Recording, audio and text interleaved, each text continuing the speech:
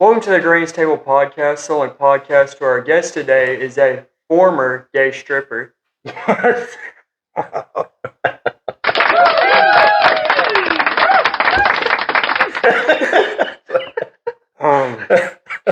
So, if you haven't caught on already, those are all, that's all him, and they're all done on the fly. Real quick, before we get started, I want to say, we haven't been saying this, but if you could give us a like, a follow, a share, and a comment, it really helps us with the YouTube algorithm. But I'm excited to announce Daniel Whitehead as our guest this time, coming to sit down at the table and get into your story and just whatever, man. We'll just talk about whatever. Okay. One thing right quick, would you like to plug your podcast that you're doing over on Facebook? Yeah. So on my Facebook Live, Daniel Whitehead, I do it live. It will eventually turn into N4 Red podcast on YouTube. But Facebook Live, and Tuesday at 6 p.m. I'm doing an interview with an ex-heroin and meth addict. It's a female, and we want to get into some really deep stuff that parents, they think their kids just out having fun and partying, but when addiction hits, they're really in basements, being locked up, tied to chairs, forced to do bad things that parents really don't know because these daughters ain't telling them. Mm-hmm. So I'd like to get a woman on there and tell her experience, what she can. I mean, because there's some stuff. She's got kids. She's got a huge church family, and there's a lot of stuff she's going to be able to talk about. But I'm sure there's some things. And but anyway, that's going to be Tuesday night. Let's see, today's the 25th, so whenever that is, at 6 p.m. Daniel Whitehead Facebook Live. I think it'll be the first or second or something. Okay. Tuesday. It'll be the day after this airs. Yeah. So there you go. Also, real quick, I want to plug Daniel's business, Redeemed Concrete. What do you, all of Upper Middle Tennessee, essentially? Yeah, usually Middle Tennessee is good. I mean, we can do Sparta, Livingston, Jackson County, surrounding counties, Putnam County and the surrounding counties. We do go out into Moss, Tennessee, Byrdstown, places like that. Don't take a real smart man to do concrete, but Daniel is the best at it. What's your phone number real quick on that, too? 931-644-0220, Redeem Concrete. So a couple weeks ago now, I guess it's been maybe 3 weeks or something, I came and sat down on your podcast, and we gave a little bit of my backstory. So I'd essentially like to just kind of do the same thing. Absolutely. Let's start, I guess, were you born and raised in Baxter? I was born and raised on Martins Creek. And then let me just get into it. Yeah. All right, you guys stop me as you can, because this is usually about a 15 or 20 minute thing, okay? If you have any questions, go for it. So, born and raised on Martins Creek. We ended up moving when I was 11 years old to Ellison Goolsby Lane, which is on Highway 56, Jackson County. I was an awesome dude in school, had a lot of friends. I was a popular guy, and I ended up meeting my wife, Casey, and we become high school sweethearts, hit it off. We ended up getting married early, running off and getting married at 17 and 18. And it was the perfect picket fence, 2.5 kids, nuclear family that we talk about. Yeah. It was great. And then, but I'll back up to when I was 13, I got Rocky Mountain spotted tick fever. And they thought it was Lyme disease, they thought it was scarlet fever. Mm-hmm. So they gave me medicine for scarlet fever. So come to find out, I've been taking medicine for scarlet fever. 10 years later, they figure out, hey, that was Rocky Mountain. We give you the wrong medicine. You're having all this pain in your hips and knees and all this stuff because of that. So I was pouring concrete then like I am now, and there'd be weeks go by where I'd have to use a cane.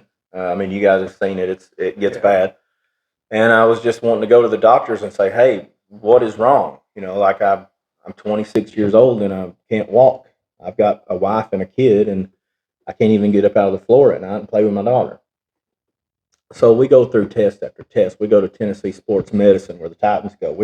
They're doing injections in me with radiation to give me radiation bone scans. They're doing everything, and they can't find nothing. And this is years into me going, hey, what's the problem? They just can't figure it out. And one doctor says, well, hey, we know you're in pain. I mean, your blood pressure, your heart rate, everything, we know you're not lying. We just can't figure out the problem. So they ended up giving me pain medicine. And How old are you at this point? I'm between 26 and 28 years old. Oh, yeah. And I tell the doctors, I'm like, listen, I've got more pain medicine at the house than you've got in the pharmacy. And he's like, what do you got? I'm like, the best stuff. I got ibuprofen. I got Tylenol. I was not wise at all about any. I'd never done a drug in my life. I mean, I'd smoked some marijuana when I was a teenager. Ended up having a seizure and falling off the porch. Didn't really like that. So wasn't for you. So they're like, buddy, that's not pain medicine. That's why it's not working. We're going to give you medicine that will help you. Mm-hmm. So they give me Percocets. I want to back up just a little bit farther. Hold that place though. But so were you brought up in a home with mom and dad? Yes, absolutely. My dad and mom, now we grew up on Martins Creek with the Whiteheads. That's all that lived down there at the time, the McBrooms and the Whiteheads. Yeah. My dad had 14 brothers and sisters, and we all lived down there, all the cousins. So we all lived down there. And my dad was full-blown alcoholic, just like all the rest of his family. I was probably 10 or 11 when he found the Lord and went all in. We were at church every time the doors open. That's awesome. We even had a band with my little brother and me, my two sisters, my dad, my uncle on. We had a band called Born Again Gospel Singers, and we would go from church to church to church to church to church to church to church all week long because we were 8, 9, 10, 11, we were real close. My mom had one talking, one walking, one talking, one sucking, one soaking. We were that close. Yeah. So when people would hear these big voices out of these little kids, they would come in. And back then, churches were unair conditioned. A lot of them had outdoor toilets, So these people would be staring in from the windows to see us sing. And it got to the point, and they would give us money, for coming out, 3-hour drive, 4-hour drive. And that was kind of how we just kept together.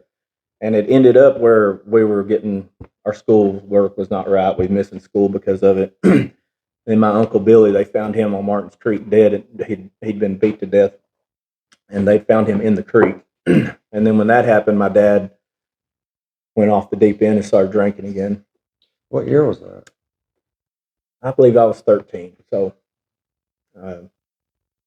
probably 94 or 95. I'm just throwing numbers out there. I don't know. Which I was in Livingston then, but I don't remember hearing that story. Yeah. Yeah, they found him under the bluffs by John Ramsey's house. That is wild. Yeah, it's kind of weird. Sad and tragic. The bluff is like 6 foot tall. He had a teaspoon of water in his lungs, okay? And he had 12 contusions to his head, so he'd been hit 12 times in the head. And they said he drowned to death. How did he fall off that bluff 12 times? Bro, is that at the Blue Hole? So you got Martins Creek. John Ramsey lives up here. You got McBroom Branch Bridge that crosses it. There's a little swimming hole down there where the bluff you used to have to walk down. You've probably been to it dozens of times. Yeah, I have. I was just saying, I don't even know what to call the other one on camera, but you know what I'm talking about. Yeah. They've actually cleaned that up. I know that's way off topic. Have you been down there? Uh-uh. They made, well, this was a couple years ago, so it could be back to terrible again, but they made like some kind of dove hunting reserve, TWRA did, and cleaned the bluffs up and made a parking area. And yeah. Well, you're in Granville. Yeah. I'm I on know Martins Creek. you're farther up. A cool story about those bluffs. We were down there fishing, and the ones I'm talking about down towards Granville, and the bluffs. It starts getting dark down there. It's a dangerous place for children because kids don't just be still. Yeah. You know what I mean? And I had them down there. We were fishing. They were pretty little. Caddy was 3 or 4 years old, 4 or 5 maybe, and had one of those little Elsa fishing poles like from Walmart. You know what I'm talking about? And it's starting to get dark, and they were getting bored, so they're like running, chasing, playing tag and whatnot. And I was like, all right, it's time to go. Katie said, can I cast one more time? I said, sure, whatever. She cast, and immediately this catfish hits on this little Elsa rod, bending it. I mean, it was bending it plumb over in two. I got it reeled over to the edge of the bluffs, and I told her, I was like, look at it real good, because that string ain't holding it to come up.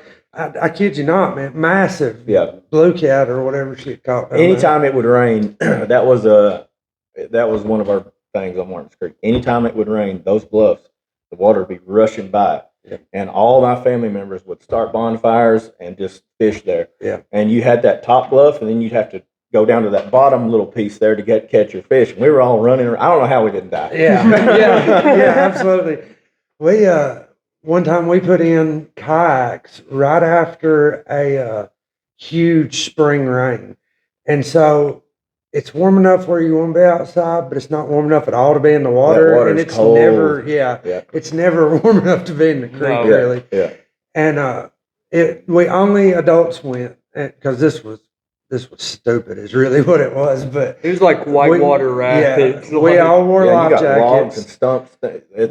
So we get set off, taken off down through there, and right where the bridge crosses, was that Spring Fork or that bridge? Yep. There was a huge log jam right there. Oh wow! Like blocking almost everything.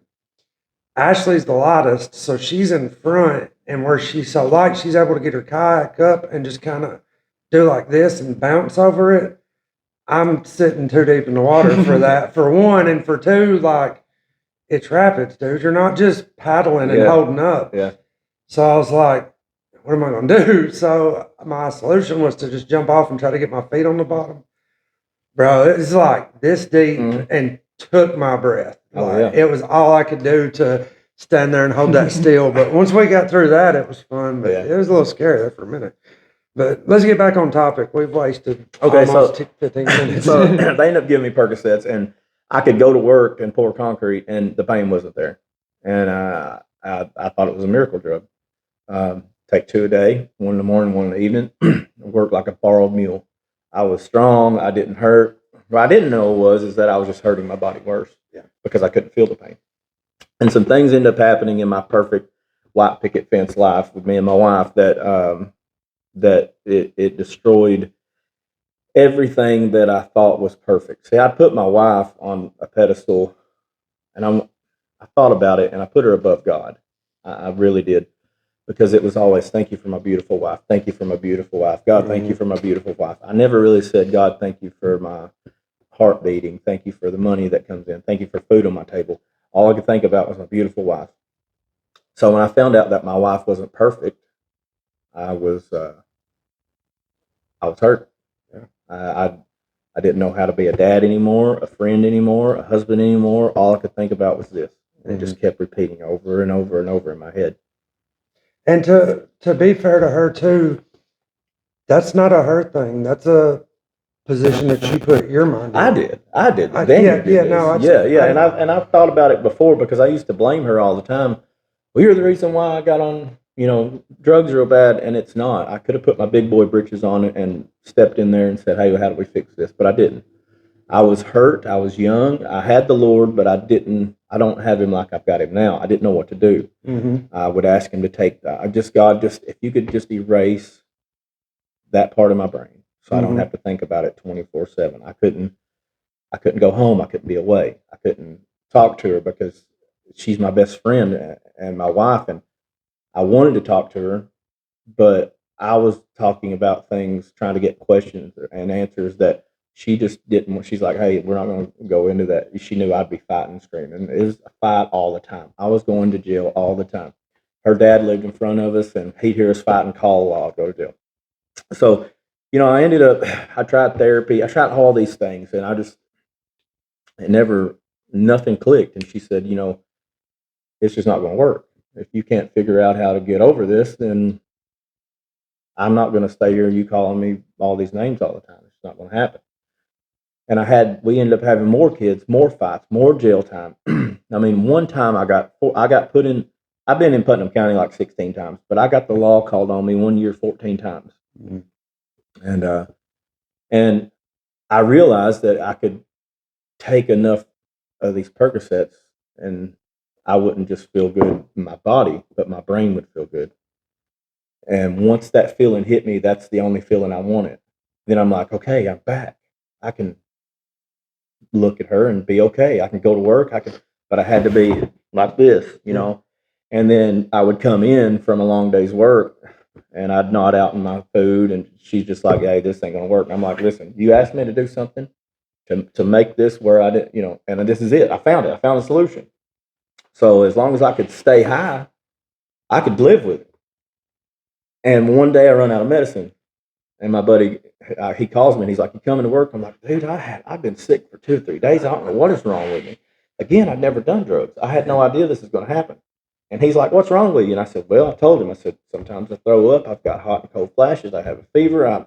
My stomach, I can't stay off the toilet. I can't even move, man." He's like, "You're pill sick." I think I'm getting the flu. Yeah. And I was like, "What does pill sick mean?" I said, I ain't even took no pills, man. I can't be pill sick. And I thought you'd take a pill and get sick from it. He's like, "No, it's because you haven't had any." And I was like, "Well, that don't make no sense, man." And he's like, "Come over here. How far into this years wise do you think? Probably about 2 years. I've just been taking my medicine like a normal person's supposed to take it. Never abused it. Didn't know it was even a thing. And he gives me a pill, and I'm like, "Holy crap, I feel great." And then I was like, "Holy crap, I'm addicted." Like, that it hit me. Yeah. If I don't have this, I feel like this. And then I realized, okay, I'm addicted. I'm addicted. So now that I'm in addiction, I'm not trying to get high. I'm just trying not to get sick. So every day it was, Jimmy's got them this day. Kevin's got them this day. This one's got them this day. Trying to find that. And eventually it turns into not paying your bills, not spending time with your family. You're out on the road more looking for pills than you are doing anything.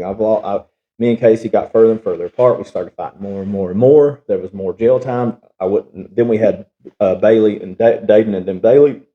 I've got 2 more kids. Me and Casey's fighting. We ended up divorcing, and I didn't even know it. She got a divorce from me and didn't tell me about it. So I'm still at the house, you know, giving her the little. I might make $2,000 a week, give her $500, spend $1,500 in pills, and then there might be weeks where I say, it rained a lot. I didn't make no money, but I spent all my money on pills. Are you self-employed at this point? I was working with my dad, so Okay. he had his own business. So you know, he'd cut me in on jobs, and I'd be making good money. Were you doing concrete? Concrete. Yeah. That's essentially all you've done as an adult. That's about it. You know, I'm out in the wintertime. I might work a second shift job in the factories just to make a little extra money, and then go pour concrete of the day. But it just got to the point where me and Casey, that high school love and sweetheartness, was just separated by addiction and pain. Mm-hmm.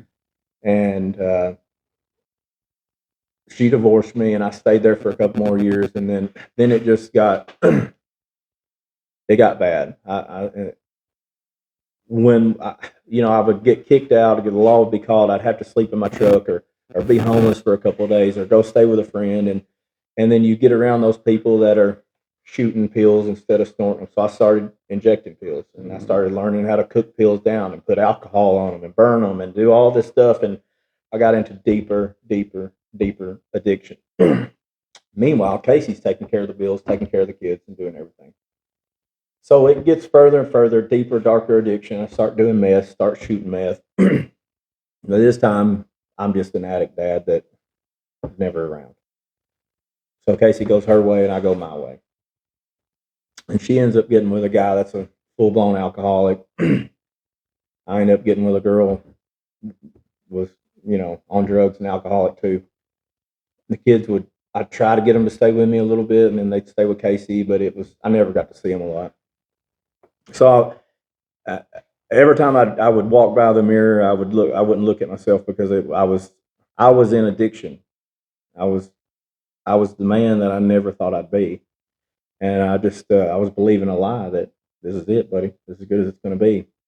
So I'm 10, 11, 12 years into full-blown fentanyl overdoses, dying 4 times, lost my wife, lost my kids, lost my house, lost my trucks, lost my machines, lost everything, pawning everything off for pills. I mean, I had nothing. homeless. So are we talking 10 or 11 years from the point when you and Casey split, or 10 or 11 years from the first time I did pain pills. okay, so from the time the doctor gave you the pills, Yeah. or 10 or 11 years Yeah. in? Okay. Yeah.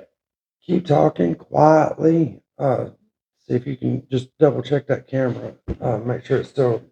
Our battery was, I plugged it up and it didn't charge for whatever reason. But I'd really hate to do all this. Okay. Oh, But we it's got it. still recording. It's only dropped like 10%. So we're good. So at this point, she's with somebody else, I'm with somebody else. And I'm getting in deeper addiction, and she's getting beat on and abused.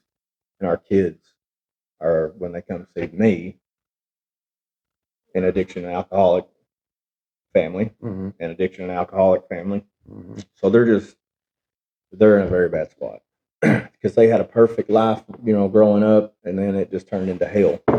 So my kids are gone. My wife's with somebody else, and I started doing some dope that was like raid or shaking back, whatever, and it was super bad. So I was like, okay, I had this paranoia feeling, so I'm like, okay, I got to do something. So we would take bottle caps like that, and we would crush our pills up or meth up, put water in it, and draw it up. So I had a bunch of those laying around in this house, that was built in the 1890s or something. That's where I was staying. You could see through the floor. At one point, ghosts were walking all through the house. It was a rough place. But I had all these, under the bed, everywhere. All these, that I was trying to hide from the kids. And they had mold on them, and I'm like, okay, I know there's an opiate somewhere in there. If I could take one, if I can get a little bit, this paranoia feeling, it will go away. So I draw up out of all these different things, and I look up in my needle, and I see all kinds of trash floating. So I pour it back out, mooch it 10 times, hit myself, boom, I got trash fever instantly. And it was the worst fever ever. So I'm about 3 days into this fever, and Casey calls, which is weird. And I'm in the bed, and I didn't know it, but I had double pneumonia. And I'm like, she's like, are you okay? And I'm like, oh yeah, I'm fine, And she's like, I'm coming down to pray for you right now. And I'm like, you don't need to do that. You don't come to my girlfriend's house and pray for me. I didn't know it, but 6 months before this day, this is where I've got trash fever. She was where she was staying, and she was drinking alcohol, and God just told her spirit, you keep drinking, you're going to end up just like your daddy, a full-blown alcoholic. So she leaves him, gets our kids, goes back to our original house, and starts going to church. Starts listening to only praise and worship music. Starts taking them to church. I know this is going to be a hard request. It's really, really loud when you tap the table. Oh, I'm sorry, buddy. I'm sorry. Sorry. I'm going to have my hand talker. Yeah. So, God had done straightened her up before, and I didn't know this. So they come, bust in the door, and my girlfriend's like, hey, what are y'all doing? We're praying for him. We're putting hands on him. She comes to in my girlfriend's bedroom, and her and my daughter lay hands on me, and she looks at me, and she says, Daniel, you're going to keep doing this, and you're going to die. And I'm like, I'm just sick. And she's like, no, you're not. Yeah. She knew from the drugs. I didn't know it, but my liver had failed and my kidneys had failed. I had sepsis. I'm just thinking it's trash fever. Yeah. So they pray for me and they leave. I still don't know that she's been going to church for 6 months and straightened her life up. I had no idea. For anyone that has never experienced that, I would not wish that on anybody. No. That is the absolute worst. And because you're injecting something into your body, it's directly into your bloodstream. So this is literal instant. You don't feel the rush from the drug. You don't feel. No, and your body, it's trash. So your body starts taking away from every other thing it's got to fight this battle that's going on in your blood system. Yeah. Now, that ended up setting sepsis. I mean, I didn't know it. But the next morning I wake up and I start throwing up.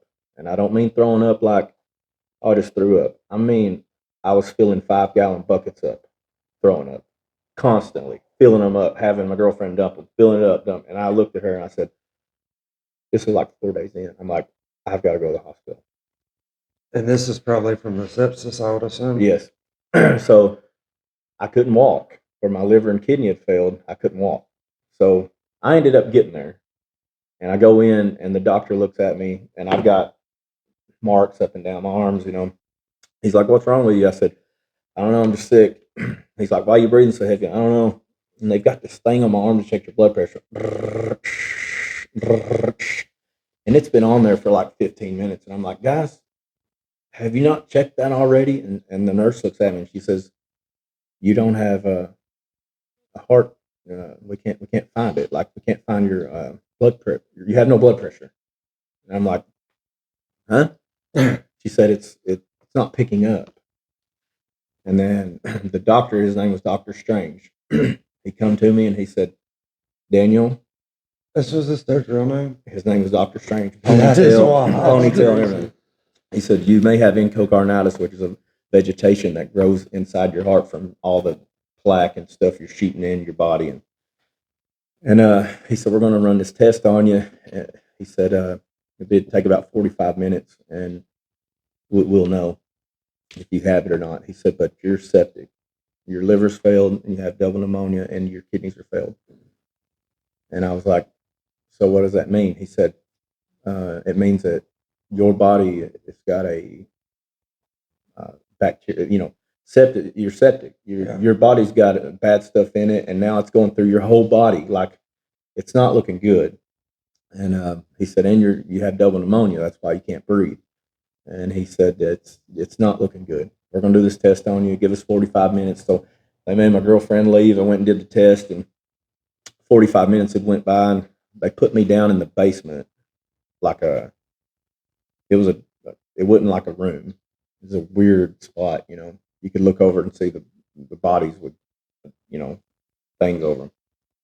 And I just remember laying there going, and I've overdosed and died 4 times. When you overdose, you shoot up, you wake up with Narcan. You don't know you're even dead. But I'd been through 4 days of hell, and I knew I was dying, and I was scared to death. I was laying on my back going, and I said, "God, I can't be the addict dad that dies." My dad was a good dad, but he was an addict. He died at 40, 38, whatever. And I said, "I can't do it." I said, "I cannot do it." I said, "If you will get me out of this, I will not ever go back." So right after that, I fall into a coma, um, from everything. And I wake up, and sitting across from me is my ex-wife, who I hated. Evidently, she'd found out that I was in the hospital and come up there every day and sit with me. Went home to take a shower and come back. And as soon as I woke up, when I looked over at her, that hatred that I had for her was no longer there. And my mom was sitting there, and my mom looked younger than she normally looked. I was like, "Mom, you're beautiful." And I'll just throw this out there. I mean, I have a gay brother that I've always had spite against because he's gay. I know your brother. And when I seen my brother, I didn't have that hard feeling against him. When they wheeled me out into the room to see my kids, I thought my kids were like 7, 8, and 9, but they were 10, 12, 13. And I didn't know it. I'd been in addiction. I'd missed those years. So I didn't even know that Bailey, my youngest, was even my kid. I had no I still have no memories of her before addiction or before that coma. So that's why me and her are tight as sprite now. But I knew God had changed me. I knew He had changed me, because I'm 5 days out of a coma. Usually, if I'm 5 days without heroin, I'd bite my arm off if it was tied to something to go get it. Oh yeah. But I didn't want it. I was not sick the first time. I had no withdrawal. I woke up from this coma and knew I was changed. I go back to my house and I stay on the couch. Casey's like, "You want to come in here in the bedroom and sleep? It's more comfortable." And I'm like, "Listen, me and you tried this before, and I know what God's done to me, but I want to make sure. I don't want to start a relationship with you, start hollering, fighting, screaming. I don't want to do that." So for 6 months, all I did when they left, because I couldn't walk and stuff, was watch YouTube videos of preaching. I just wanted to get as close to God as I could. And about 6 months in, God said, "You need to marry her." So we married. Now I have my wife back, my kids back. I have my own business. I go to jail ministry. I get my testimony all over the Middle Tennessee. I'm blessed. Everything that the devil took away from me, I got back tenfold. That's amazing. I mean, there's nothing. There's nothing that I look back on and go, I wish God hadn't done that. I mean, everything He's done has just been awesome. That's amazing. So that's where I'm at. On the jail ministry, is that the only place that you do? You go other places and minister, rehab centers, churches? So I've got invited to several rehab centers. Hope Center. 2 people online today asked me to come, but I do Jackson County Jail Ministry, Putnam County Jail Ministry. I'm trying to get into Sparta, but the sheriff up there says my background's a little too much for him. It was just Eddie Ferris gave me a chance. He stuck his neck out for me, and it turned out great. So, what days do you do those on? Usually 6 p.m. on Tuesday nights, which is I've got to flip flop it because I usually do my podcast on 6 p.m. on Tuesday nights. So I try to, So if you want to see Daniel speak live, get arrested on a Monday, Tuesday nights at 6 p.m. Listen, the jail ministry thing is awesome because I was at Potter's the other day. Yeah. And I don't know if you've seen this guy. I don't know if he got moved, if he quit. He comes in every once in a while, but he was around back and he said, "Hey, I seen you Monday, but I didn't know if you knew who I was." And I'm like, "Who are you?" He said, "You come into jail in Putnam County." He said, "And your testimony changed my life." That's awesome. He said, "I remember everything you said." He said, "Now look at me. I got a job. I'm paying my bills. I've got my court costs paid up." And he put his arm around me and hugged my neck and just said, "Thank you." And I'm like, "Man, it wasn't me. Everything I told you was all God. I tried for 12 years. There was times I would say, God, take this needle away from me. Take these drugs away from me."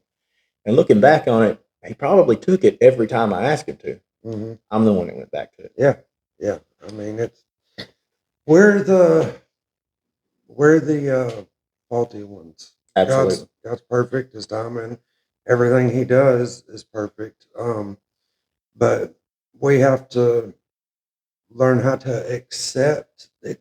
That's a real hard concept to even grasp, is accepting the fact that God's even willing to forgive you as many times as He is. I mean, and we don't deserve it. That's the right. crazy part. No, we don't. And that's what, I think that's how the devil gets a lot of people.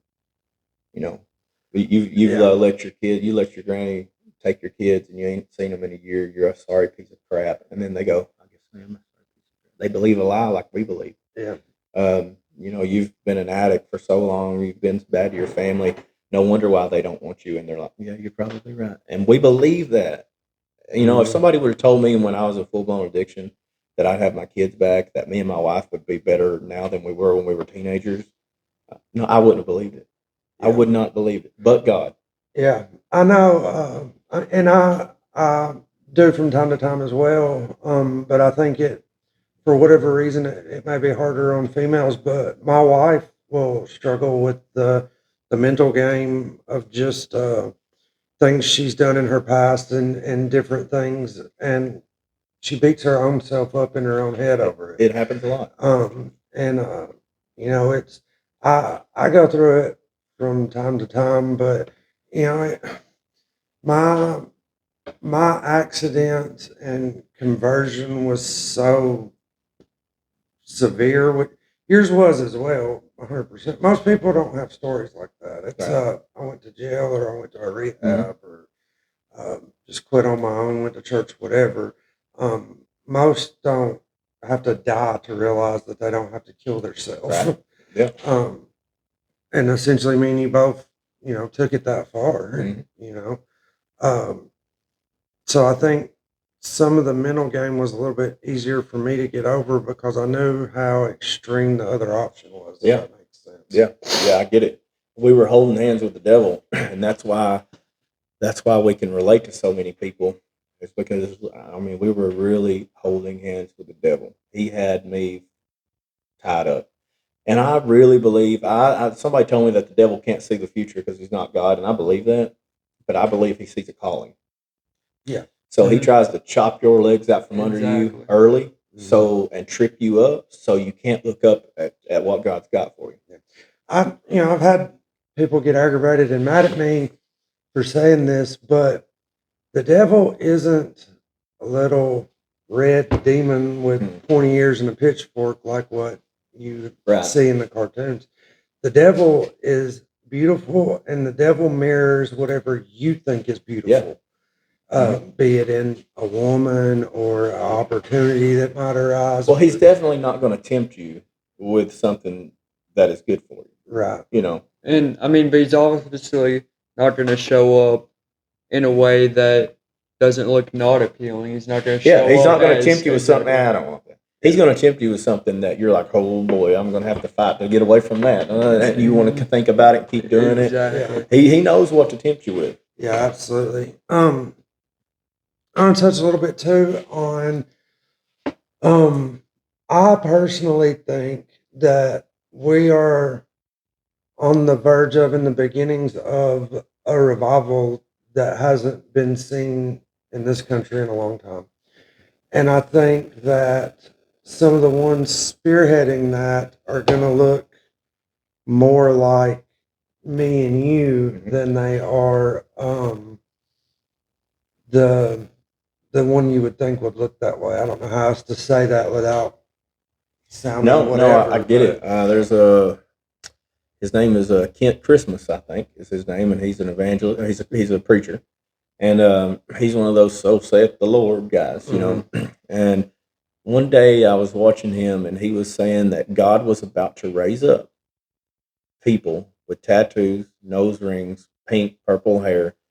Basically, he was saying people that you think are not going to have anything to do with God are going to be the one leading what God's about to do. Yeah. He said he's going to pull them out of the pits of hell, the jail cells, the attic houses, the dope houses, and that's what he's doing. I don't think this next generation's going to come in a suit and tie. That's going to Absolutely actually not. change. Yeah. And there's nothing wrong with that pastor and that type of pastor. No. But There's a use for everybody. yeah, absolutely. And it's, the way Jesus walked and lived his life is a perfect example of that. He did not conform and change himself, but he went and sat down with them where they were at. He sure did. And I've personally watched somebody will, show up to a church and first time there or whatever, and maybe their top is a little not like it should be, or their shorts are a little too short, or this or that, and the somebody not even being the pastor will say something to them, hurt their feelings, and they'll never come back. I've got a good story on that when you get finished. But if you watch that same person show up and nobody messes with them and let them keep coming back, you'll watch it change on its own because God's doing his thing. I've seen an awesome video about that. It was the dude who used to go on Impulsive or whatever, and he was talking about, there's no point of stepping in the shower clean. That's it. Yeah. And he was like, if you have to come to church drunk, come to church drunk. If you have to come to church high, come to church high. You're preparing for the shower. Yeah. You don't take one before getting in the shower. That's right. So there's a pastor said one time that he was leading a big church. It's on fire. There's a lot of people coming. There's a lot of elders that had a lot of say so in the church that was underneath him. And there's a lady come in with a kind of a low cut top, kind of a shorter dress, and you could tell she was probably she was an attractive young female. And they said they approached him and said, "Hey, you're gonna have to tell her she's gonna have to wear something else. This is just my husband's checking her out, whatever." And he says, "Okay, I'll say something." And he never thought about it. They approached him again and again and again because she kept wearing this dress. So he approaches her and says something along the lines. It makes it as easy as it can possibly can. You have anything else you need wear anyway? And she looks at him and she looks at herself and she says, "I put this on because this is the only dress I have." And he felt like a turd. He said, "I'll never go ask somebody to change the way they dress or whatever, because this woman was coming to church. She's wearing the same dress and it looked sharp. And, it was an eye catcher. But she said, this is all I've got. I feel like this is church clothes. I feel like this is what I need to wear to church because this is the only thing I have. So, what I took from that story, though, is the wife went to the pastor because the husband went looking That's at the what I woman. took. I think it's something like that. I don't know the ins and outs of it, but he was kind of getting at it where it was kind of flashy, and there was probably some people going, "Hey." And I get that, but at what point do you also have to have a little bit of I'm the problem as well. Yeah. Like I should be learning to control myself and my eyes and my thoughts. And I don't even know if men were looking, but the females sure thought she need to be wearing something else.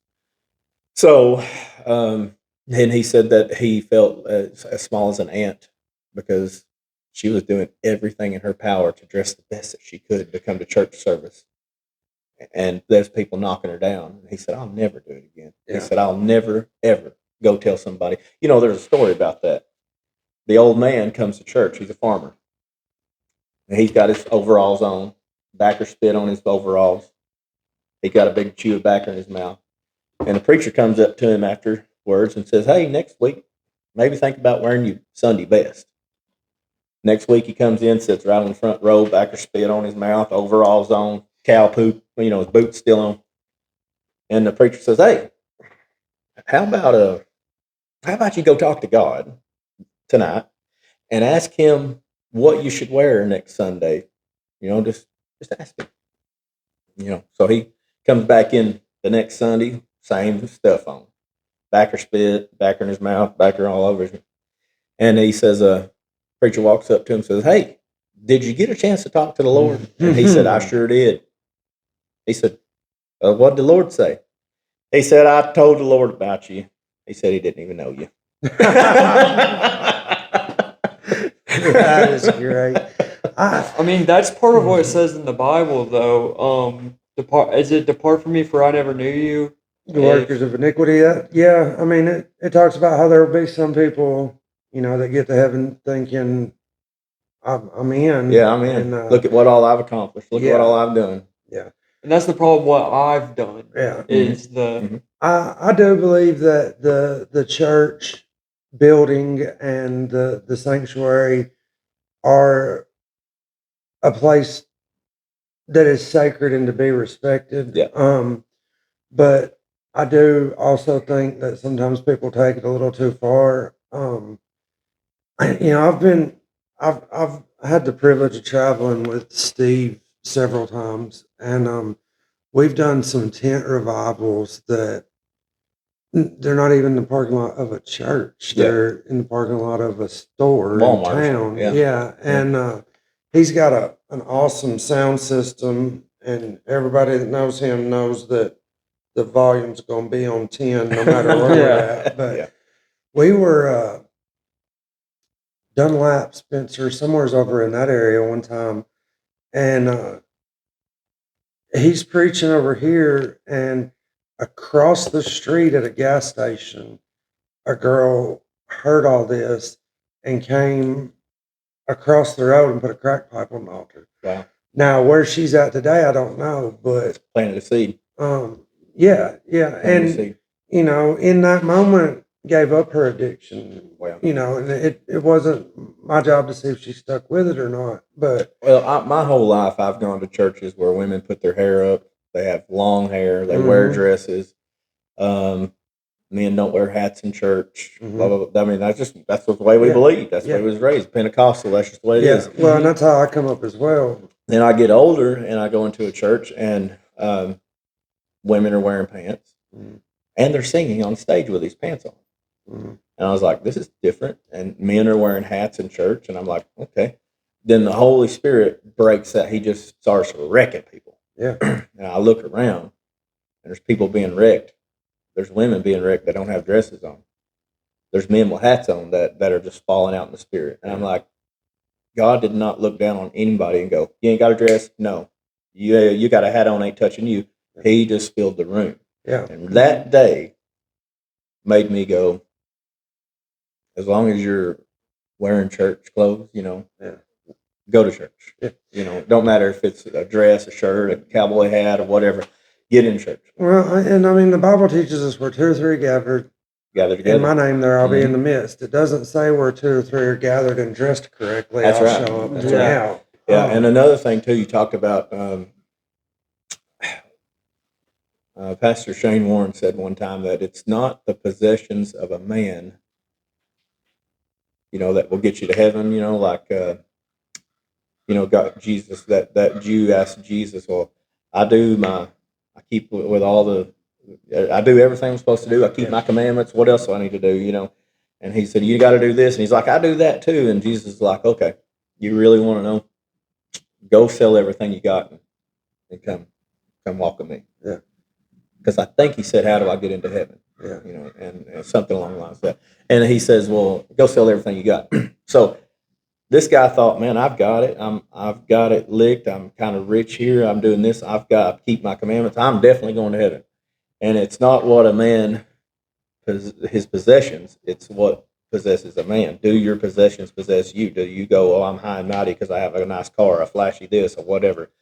Do your possessions possess you, or do you possess them? It's when they start possessing you is when I think God goes, reel yourself back in, buddy. You're not going to get into heaven because you got a Jaguar and give $50,000 to that church. You're going to have to come back over here to me. Yeah. The disciples uprooted their entire lives. He said, come with me, and they Mhm. left. No Yeah. questions asked. I mean, And they were in a Honda. He said they were all in one accord. Yeah. They were. And David evidently had a motorcycle. He was trying all through the land. Yeah.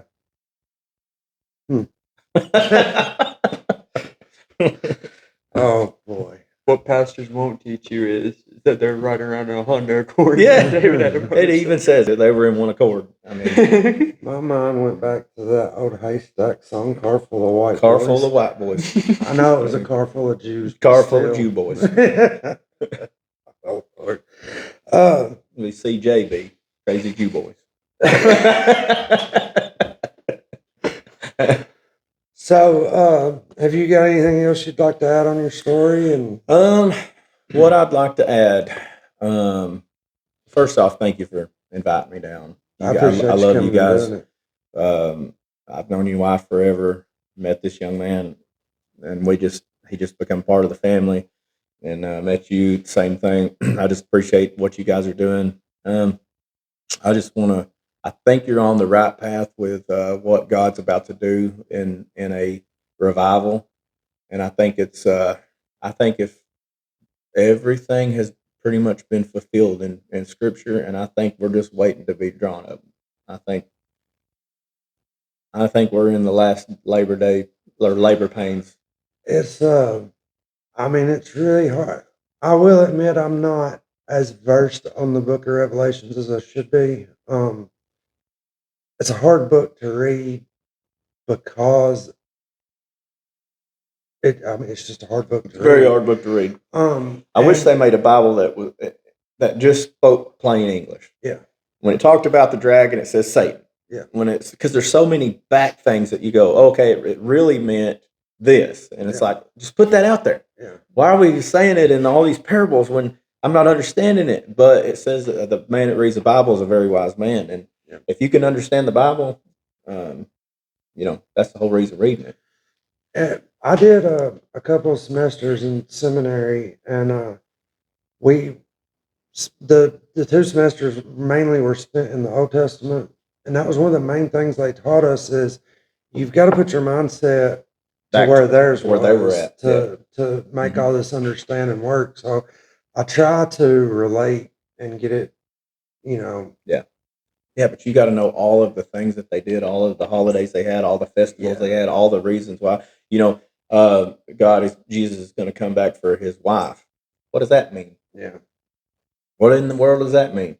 Well, back in the day, I guess, and he's going to show up at whatever time. But back in the day, your husband would show up to your house at like 2:00 in the morning and surprise you and get you and bring you. So Mhm. there's just things and sayings that don't make sense to us that back then they knew exactly what it meant. Yeah, absolutely. What's it down to? About 17. Okay, let's remind me again the lady's name you're having on, Her name is Jessica McGill. and that'll be on your Facebook page. That'll be on my Facebook page Tuesday night at 6:00. That is the 11th. No, there's no way that's the 11th. I just went to my calendar on purpose. It'll be the 30th. The 30th. Okay. I intentionally went to my calendar and then wrote down a week later. And that's at what time? 6 p.m. And I'm going to have other people on. Bobby from Life Church is going to come on, which is awesome. Yeah. When I asked him, he was like, "Why didn't you ask me earlier?" Shane Warren's going to come on. Bobby went to Teen Challenge. He was in addiction. Shane Warren's going to come on and talk about the Nephilim and how Genesis 6, nobody talks about it, the giants. We're even going to get into some pre-Adamic race, the race that was here before Adam and Eve. And I know nobody talks about that, and it's a very hard subject, but we're going to talk about it because I love to learn. Yeah. So, and then of course I'm just going to have people that are in addiction and recovery come on, and so far I've had it's been blown up. I've had people thanking me for what I'm doing, sharing it with their friends and family that are in addiction, and it's giving people hope. And thanks to you for coming and putting a fire underneath my tail, because you were the first one on the podcast, and now I've got 30-something people lined up to be on. That's awesome. I'm That's so awesome. excited to see where this goes for you. We've got a couple lined up, a few lined up. We've got Eli's in town, and all of his friends are like, "I want to come on." Yeah. Well, you know what burns my butt the most? A flame about this high. Yeah. But I do want to get Bronson Chaffin on. That would be awesome. Because he's leaving, and I know he's got a huge following. I went to school with his mom, and I haven't asked him yet, but I'm going to ask him just because I think that I'd like to talk to that young man. He's got a huge future ahead of him. Yeah, he does. And just ask him about the Ethan Falk days, and what was it like playing in the what's that big thing they do at the end of the year? Anyway. Wait, did he play on the what's it called, the OT7 or whatever? I don't know, but they went and played in Chattanooga, and I watched them there. They basically won that game. Chaffin had it and went over. Oh, you're talking about that. And they even took a picture of the ball over the line, and they didn't call it. But just talk about stuff like that. Danny Holmes is coming on. He was my DARE officer, and I just want to talk to him about what kind of programs we got in these schools nowadays. Is there a DARE program? What is there? I'm going to ask him how I can become mayor one day. Do I have to move to Baxter? That would be so a lot of exciting things, and again, it's because of you guys. It's because of you two. That's awesome. It's because of you two. You guys, God put that in my spirit and led me to talk to you, and it got it jump started off. Thank you guys.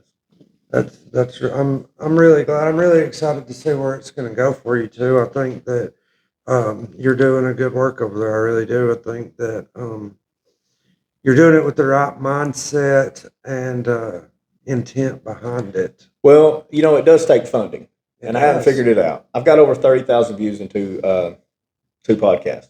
So, I don't even think there's a little bit over 30,000, could well maybe more, But anyway, if we can get some people that want to sponsor us, or if, I could put a sign up for somebody, you got 30,000 people looking at it, maybe I can buy some new mics or whatever, and we're just going to see where God takes that.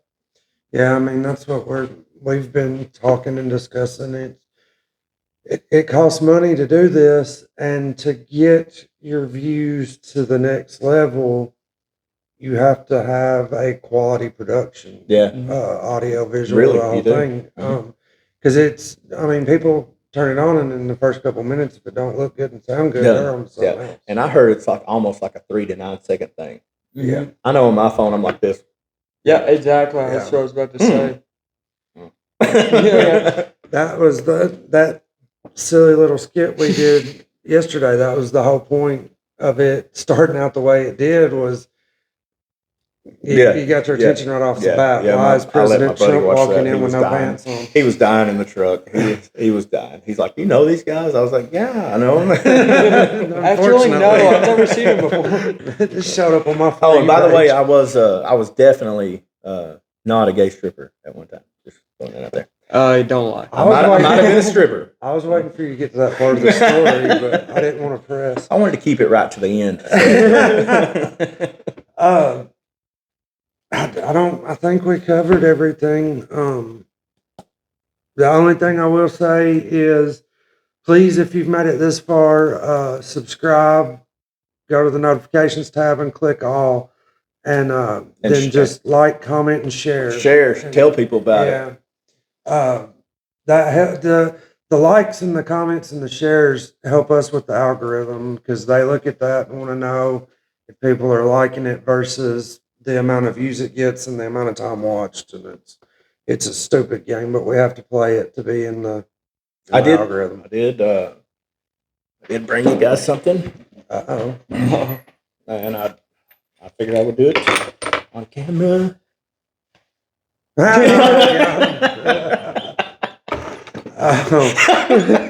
All right. So, if you made it this far, thank you. We'll be here again next week with a new guest. Granny's podcast, Granny's Table. Yeah, Granny's Table. Granny's Table. You gotta tune in. You gotta tune in. And we have an email too. Now, if you want to try to email us to start the process of figuring out, if you want to be a guest or not, the email is granny'stablepodcast@gmail.com, or just private message, and we'll set up the times and stuff that way. But thank you for watching, and until next week, see you at the table. See you at the table.